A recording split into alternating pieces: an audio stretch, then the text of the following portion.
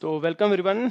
My name is Milan Mukherjee और आज का वीडियो लेक्चर अपन स्टार्ट कर रहे हैं। क्लास 10th का एक टॉपिक है जिसका नाम है लाइट। ठीक है, तो चलिए अपने वीडियो लेक्चर को स्टार्ट करते हैं। आज के टॉपिक में अपन समझेंगे कि लाइट क्या है, लाइट होती क्या है, लाइट किस तरीके से प्रोपगेट करती है। लाइट का एक फिनोमेना पढ़ेंगे जिसके बारे में जिसको कहते हैं रिफ्लेक्शन। तो रिफ्लेक्शन ऑफ लाइट होता क्या है, लॉज ऑफ रिफ्लेक्शन क्या होते हैं, उसके नियम क्या होते हैं, और रिफ्लेक्शन से रिलेटेड कुछ अगर हमारे पास न्यूमेरिकल्स बनते हैं तो न्यूमेरिकल्स को करा किस तरीके से जाता है वो अपन समझते हैं। तो इतने टॉपिक्स को अपन इस वीडियो लेक्चर में कवर करेंगे। 10 से 15 मिनट का ये वीडियो लेक्चर होने वाला है। तो इस टॉपिक में, इस वीडियो में अपने को इतने टॉपिक्स के बारे में जानकारी मिलेगी। ठीक है, चलिए अगर लाइट को समझना है, लाइट एक ऐसी चीज है जिसकी वजह से मुझे पूरी दुनिया दिखाई देती है। अगर लाइट नहीं होगा तो मुझे पूरी दुनिया दिखाई नहीं देगी। तो लाइट को अगर समझना है तो आप ये सोचो कि अगर लाइट नहीं होगी तो दुनिया कैसी दिखाई देगी। ठीक है, तो अपन आगे वाली स्लाइड में चलते हैं। आगे वाली स्लाइड में आपको दिखेगा कि अगर लाइट नहीं होती तो पूरी की पूरी दुनिया मुझे ऐसी डार्क दिखाई देती, अंधेरे में दिखाई देती। तो लाइट क्या करती है, लाइट हमको चीजों को देखने में मदद करती है। ठीक है, तो अब ये लाइट कैसे हमको चीजों को देखने में मदद करती है उसके बारे में सोचते हैं। तो आप लोग स्क्रीन पे देख सकते होगे, आप लोगों को एक रूम दिख रहा होगा जिसमें लाइट चल रही है। लाइट आपके कंप्यूटर सिस्टम के ऊपर जा रही है, टेबल के ऊपर गिर रही है, दीवालों पे गिर रही है, दरवाजों पे गिर रही है, और आप अलग अलग कलर के ऑब्जेक्ट्स को देख पा रहे हो। तो आप ऐसा क्यों कर पा रहे हो, क्योंकि आप देख सकते हो कि लाइट जब इन ऑब्जेक्ट से टकराती है तो टकराने के बाद वो आपके आंखों तक पहुंचती है। जब वो आपकी आंखों तक पहुंचती है तो रेटिना में एक इमेज क्रिएट करती है और उसी इमेज की वजह से आप इस दुनिया को देख पाते हो। ठीक है, तो अगर लाइट नहीं होगी तो आप किसी भी ऑब्जेक्ट को ठीक तरीके से नहीं देख पाओगे। सीधी सी बात है, आप देख सकते हो कि यहाँ पे एक बटन दिख रहा है ऑन ऑफ का। अगर आप इसमें लाइट को ऑफ कर दोगे, यहाँ पे लाइट को ऑफ कर दोगे तो ये पूरी दुनिया कैसी, ये पूरा कमरा कैसा हो जाएगा, ये पूरा कमरा आपका अंधेरे में चला जाएगा। ठीक है, चलिए आगे बढ़ते हैं अपन अगली स्लाइड की तरफ। तो देख सकते हो आप कि ये इसमें से सोर्स ऑफ लाइट में से लाइट आ रही है और लाइट आपके कंप्यूटर स्क्रीन पे गिर रही है और उसके बाद में आपकी आंखों तक पहुंच रही है और आप चीजों को देख पा रहे हो। ठीक है, तो लाइट जब किसी ऑब्जेक्ट से टकराती है और टकराने के बाद में हमारी आंखों तक पहुंचती है तो बेसिकली वो रिफ्लेक्ट होती हुई हमारी आंखों तक आती है। ठीक, तो लाइट को अगर समझना है तो लाइट की एक डेफिनेशन पढ़ें। तो लाइट की डेफिनेशन क्या होगी, तो लाइट की डेफिनेशन देख सकते हो कि light is a form of energy that produce the sensation of vision. Light क्या है, लाइट एक एनर्जी का फॉर्म है जिसकी वजह से मुझे पूरी दुनिया दिखाई देती है, या कह सकते हैं कि वो विजन का सेंसेशन हमको प्रोड्यूस करके देती है। ठीक है, चलो अब देखते हैं कि लाइट ट्रैवल किस तरीके से करती है, लाइट प्रोपोगेट किस तरीके से करती है। तो उसको अपन कहते हैं रेक्टिलिनियर प्रोपोगेशन। रेक्टिलिनियर प्रोपोगेशन का मतलब क्या होता है, लाइट हमेशा स्ट्रेट लाइन में ट्रैवल करती है, इसलिए अपन क्या कहते हैं, उसको रेक्टिलिनियर प्रोपोगेशन कहते हैं। ठीक है, जैसे आप इस स्लाइड में देख सकते हो कि एक बच्ची है, वो बैठ के कुछ ड्राइंग वगैरह बना रही है, अपनी पढ़ाई कर रही है, और एक छोटा सा झरोका है, उस झरोके में से लाइट आ रही है। और लाइट कैसी आ रही है, लाइट स्ट्रेट लाइन में आ रही है। तो लाइट अगर स्ट्रेट लाइन में आ रही है तो ये बच्ची उस ऑब्जेक्ट को देख सकती है या उससे रिलेटेड पढ़ाई कर पा रही है। तो लाइट में देख सकता हूं कि कैसा आ रहा है, स्ट्रेट लाइन में ट्रैवल कर रहा है, और उसके आसपास का रीजन देख रहा हूं, मेरे को थोड़ा सा डार्कनेस में दिखाई दे रहा है। ठीक है, चलिए आगे बढ़ते हैं अपन। तो सीधी सी बात है, अभी हमने समझ लिया कि लाइट कैसे करती है। Light always travels in a straight line, light हमेशा स्ट्रेट लाइन में ट्रेवल करती है। दूसरा टॉपिक है हमारे पास में reflection of light. Reflection of light क्या होता है, लाइट जब भी किसी सरफेस से टकराती है तो टकराने के बाद उसी मीडियम में बाउंस बैक कर जाती है। इस फिनोमेना को अपन क्या कहते हैं, इस फिनोमेना को अपन रिफ्लेक्शन ऑफ लाइट कहते हैं। ठीक है, आप देख सकते हो मेरे पास एक सरफेस है, इसको मैं ओपेक सरफेस बोल रहा हूं। ओपेक सरफेस का मतलब ऐसा सरफेस जिससे लाइट टकरा के उसके आर पार नहीं जा सकती, उसी मीडियम में वापस जाएगी। ठीक है, तो मैं कैसे कह रहा हूं कि ये मेरी जो रे है, इस आने वाली रे को मैं नाम देता हूं इंसिडेंट रे, और जो जाने वाली रे है उसको नाम देता हूं मैं रिफ्लेक्टेड रे। ठीक है, तो ये इंसिडेंट रे हो गई और रिफ्लेक्टेड रे हो गई। अगर मुझे इसको नापना है कि ये किस एंगल से आ रही है, इसका क्या डायरेक्शन होगा, तो उसके लिए मुझे क्या चाहिए पड़ता है, मुझे उसके लिए नॉर्मल चाहिए पड़ता है। इंसिडेंट रे और रिफ्लेक्टेड रे को मैं नॉर्मल के थ्रू नापता हूं कि नॉर्मल से कितना एंगल ये बना रही है। तो नॉर्मल क्या चीज होती है, नॉर्मल का मतलब होता है कोई भी सरफेस अगर है तो उसके परपेंडिकुलर डायरेक्शन में अगर मैं एक इमेजिनरी लाइन सोचूं, जैसे फॉर एग्जांपल आप देख सकते हो कि मान लो ये कोई सरफेस है मेरे पास में, इसके परपेंडिकुलर अगर मैं एक लाइन सोचता हूं, मतलब ये ऐसा कुछ 90 डिग्री का बनाएगा, ये एंगल कितना होना चाहिए, 90 डिग्री का। तो ये जो इमेजिनरी लाइन कहलाएगी मेरी, ये क्या कहलाएगी, ये मेरी नॉर्मल कहलाएगी। ठीक है, अब नीचे वाले केस में नॉर्मल कैसा बनेगा मेरे पास, नीचे वाले केस में नॉर्मल मेरा ऐसा बनेगा, मतलब सरफेस के परपेंडिकुलर एक डायरेक्शन होना चाहिए, 90 डिग्री पे एक इमेजिनरी लाइन होनी चाहिए, जिसको मैंने क्या कहा, नॉर्मल कहा। तो नॉर्मल और इंसिडेंट रे के बीच में जो एंगल एंगल बनता है, उस एंगल को अपन कहते हैं एंगल ऑफ इंसिडेंस, ठीक है। और इसी तरीके से नॉर्मल और रिफ्लेक्टेड रे के बीच में जो एंगल बनता है उसको हम कहते हैं एंगल ऑफ रिफ्लेक्शन। तो मैं देख सकता हूं कि ये आई को अपन एंगल ऑफ इंसिडेंस कहेंगे। याद अपने को ऐसा रखना है कि इंसिडेंट रे और नॉर्मल के बीच में जो एंगल बनेगा वो एंगल ऑफ इंसिडेंस, और रिफ्लेक्टेड रे और नॉर्मल के बीच में जो एंगल बनेगा वो है एंगल ऑफ रिफ्लेक्शन, ठीक है। तो एक बात जानने लायक होती है कि हमेशा ही इस पूरे ब्रह्मांड में कहीं भी अगर रिफ्लेक्शन हो रहा है तो वो आई इक्वल्स टू आर हमेशा ही होगा। एंगल ऑफ इंसिडेंस हमेशा ही एंगल ऑफ रिफ्लेक्शन के बराबर होगा, ठीक है। और इसी को अपन लॉज ऑफ रिफ्लेक्शन का पहला नियम भी बोलते हैं। मतलब इस दुनिया में कहीं पे भी अगर रिफ्लेक्शन हो रहा है तो वो कुछ ना कुछ नियमों को फॉलो करते हुए होता है, कुछ ना कुछ नियमों को मानता है, और उस नियम को अपन क्या कहते हैं, लॉज ऑफ रिफ्लेक्शन कहते हैं। ये यूनिवर्सली वैलिड है, ठीक है।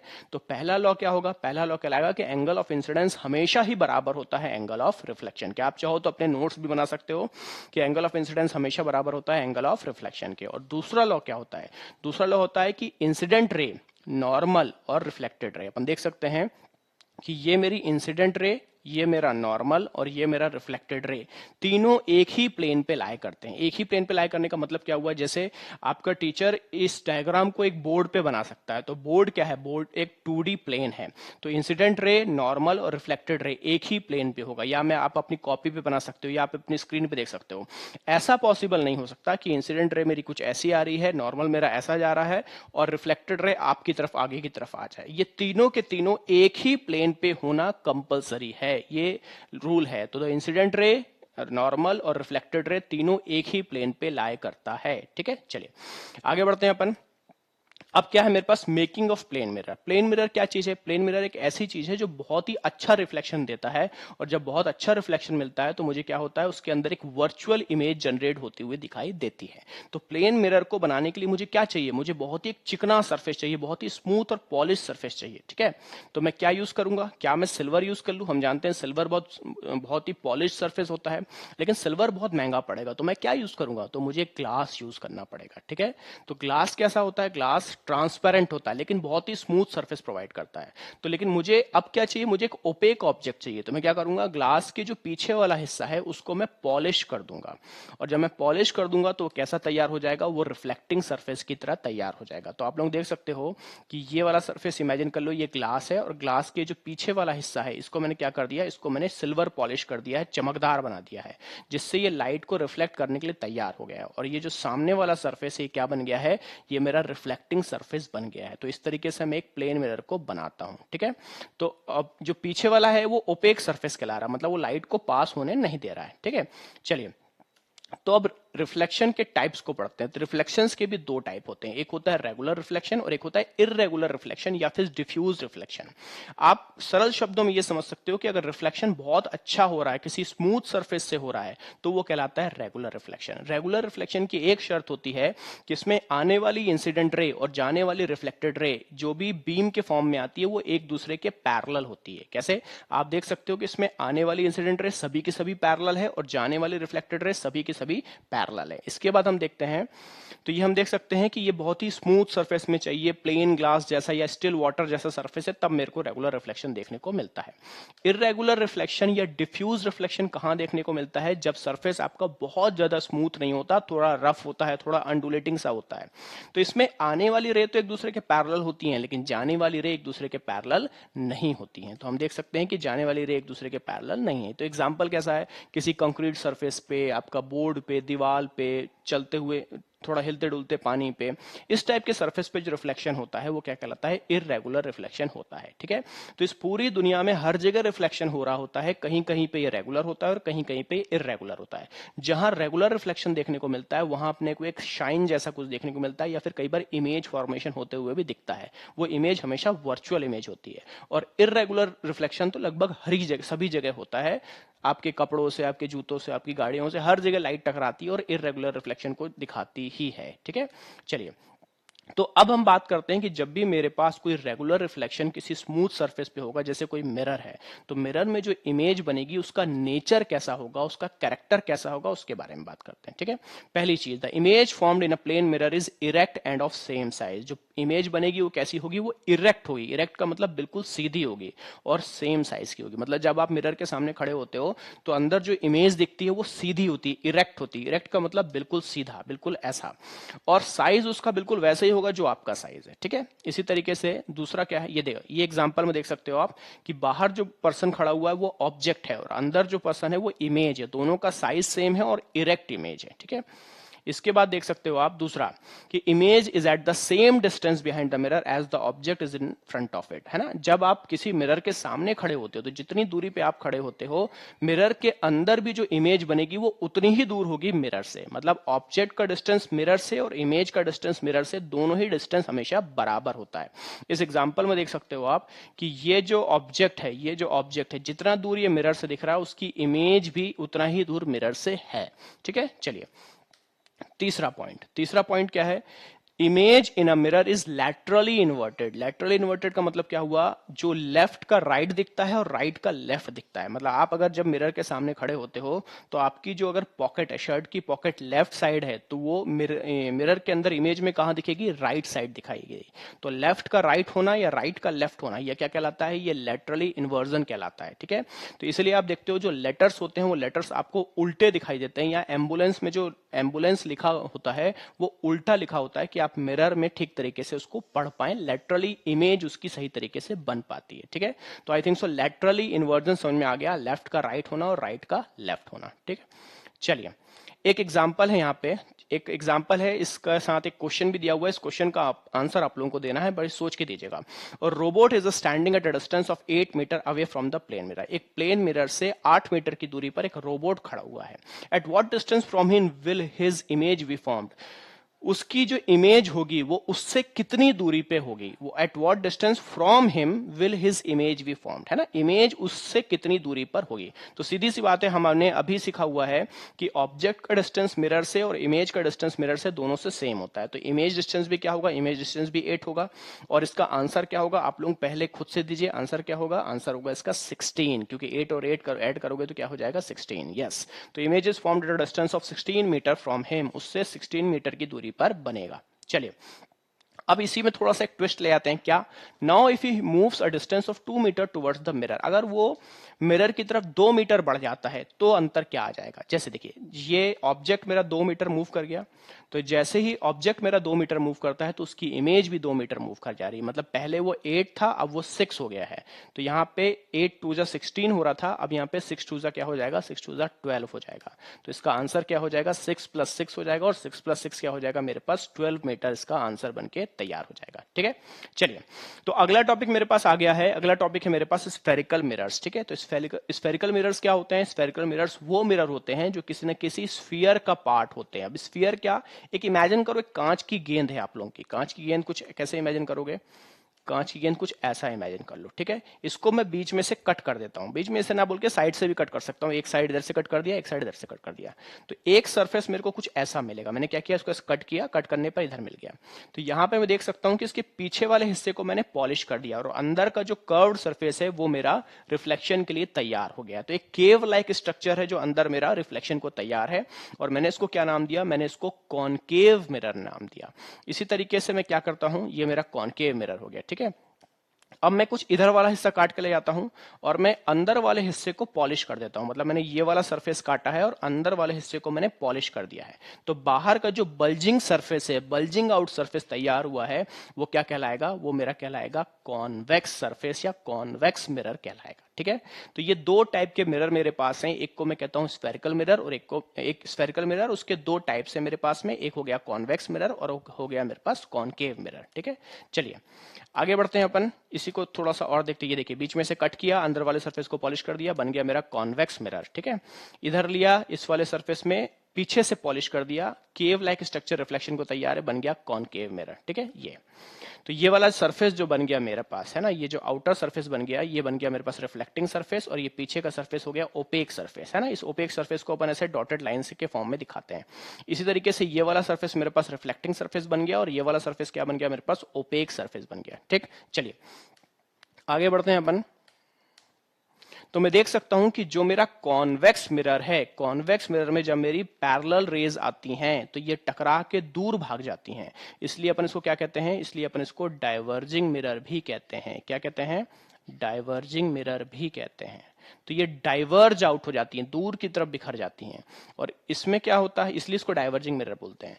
लेकिन जब कॉनकेव मिरर में, जब कॉनकेव मिरर में पैरेलल लाइंस आती हैं, तब क्या होता है, ये सब की सब एक पॉइंट पे कन्वर्ज हो जाती हैं, इसलिए अपन इसको क्या कहते हैं, इसलिए इसको अपन कन्वर्जिंग मिरर बोलते हैं। और ये जिस पॉइंट पे कन्वर्ज होती हैं उस पॉइंट को अपन नाम देते हैं फोकस। ठीक है, क्या कहते हैं, फोकस।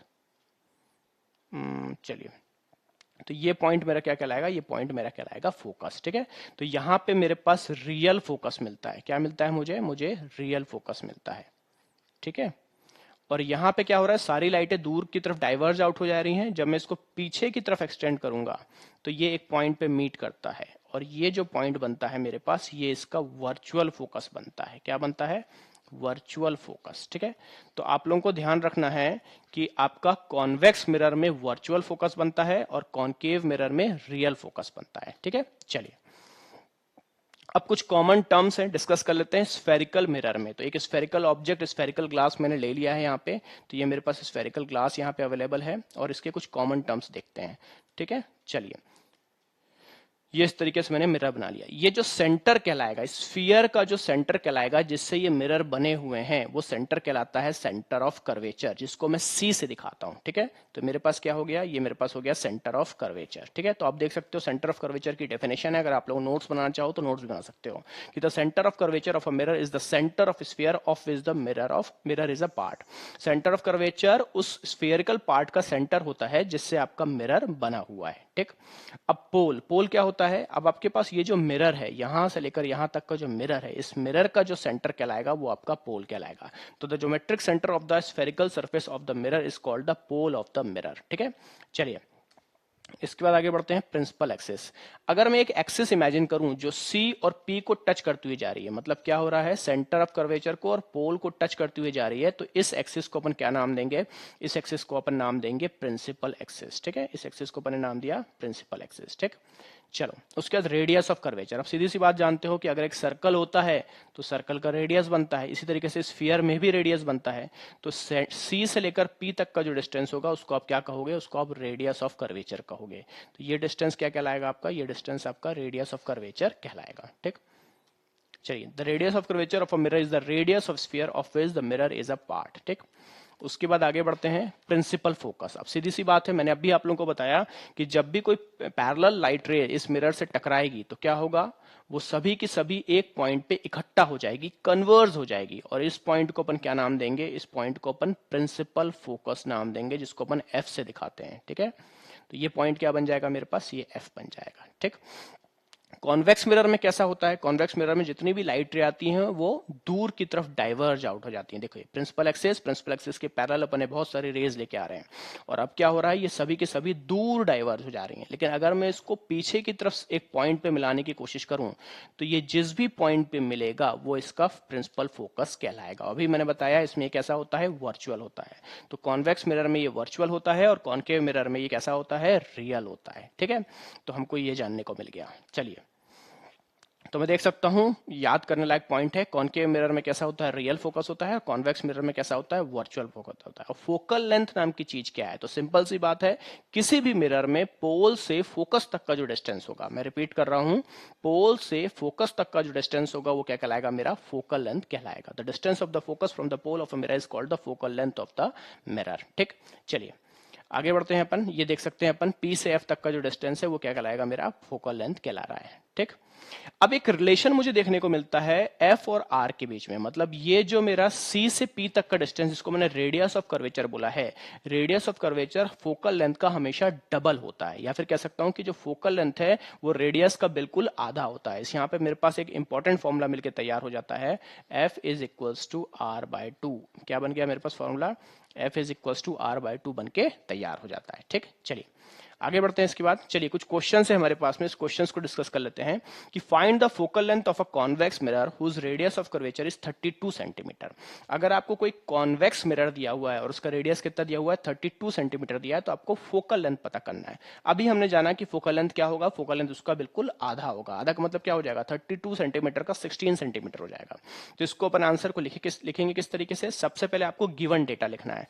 तो गिवन डेटा में आपने क्या लिखा, radius of curvature of a convex mirror 32 centimetre. अब पता करना है टू फाइंड। तो टू फाइंड में क्या है हमारे पास में, फोकल लेंथ, जिसको सिंबॉलिक फॉर्म में मैं स्मॉल एफ के फॉर्म में लिखता हूं। ठीक है, फॉर्मूला क्या यूज करेंगे, तो हम लिखेंगे फॉर्मूला यूज। ये स्टेप बाय स्टेप अगर आप चीजों को करोगे तो कभी भी न्यूमेरिकल में मिस्टेक नहीं होगी। ये छोटे से ही आपको प्रैक्टिस करते जाना है, और जैसे जैसे बड़े न्यूमेरिकल्स आपको जाएंगे आप यही मेथड यूज करोगे और आपको कभी भी एरर की पॉसिबिलिटी कम होती जाएगी आपकी। ठीक है, चलिए फॉर्मूला क्या यूज किया, F is equals to R by two. अब बस आपको वैल्यू पुट कर देना है सॉल्यूशन में, F is equals to R by two और F is equals to 32 by two, that is F is equals to 16 centimetre. और इसको आप बॉक्स में फ्रेम कर सकते हो, F is equals to 16 centimetre आपका आंसर हो जाएगा। तो final answer is the focal length of a convex mirror is 16 centimetre. चलिए अब दूसरा क्वेश्चन है हमारे पास में, the focal length of a spherical mirror is 20 centimetre, what is its radius of curvature. अगर फोकल लेंथ आपको 20 सेंटीमीटर दिया हुआ है तो उसका रेडियस ऑफ कर्वेचर क्या होगा। ठीक, इसका उल्टा कर दिया। अभी हमने क्या किया था, 2 से डिवाइड किया था, अब हमको क्या करना होगा, 2 से मल्टीप्लाई करना होगा। मतलब हमको मालूम है कि अगर आपको फोकल लेंथ दिया है और रेडियस पूछा है तो आपको सीधे उसको डबल कर देना है। लेकिन अपन कॉपी में सॉल्यूशन किस तरीके से लिखेंगे, गिवन डेटा, गिवन डेटा के बाद में टू फाइंड करने फॉर्मूला, फॉर्मूला के बाद में सॉल्यूशन। ठीक है, तो गिवन डेटा हो गया आपका फोकल लेंथ, टू फाइंड में रेडियस, फॉर्मूले में क्या करना है आपको, F is equals to R by two. तो यहां से सॉल्यूशन कैसे बनेगा, F is equal to R by two और R is equal to 2 into F हो जाएगा, या फिर 2 इंटू 20 कर देंगे, डायरेक्ट आंसर हो जाएगा 40 सेंटीमीटर। तो रेडियस ऑफ कर्वेचर क्या होगा, रेडियस ऑफ कर्वेचर आपका 40 सेंटीमीटर हो जाएगा। ठीक है, चलिए तो ये छोटा सा वीडियो लेक्चर अपन ने कंप्लीट किया है। जुड़े रहिए इस चैनल से, आगे क्लास 10th के और वीडियोस लेने के लिए हम 9th 10th 11th 12th चारों क्लासेस के लिए कोर्सेज तैयार कर रहे हैं, और जिससे आप लोगों को आपकी पढ़ाई में मदद मिलेगी। तब तक के लिए मिलते हैं अपन अगली क्लास में। Thank you so much, bye bye.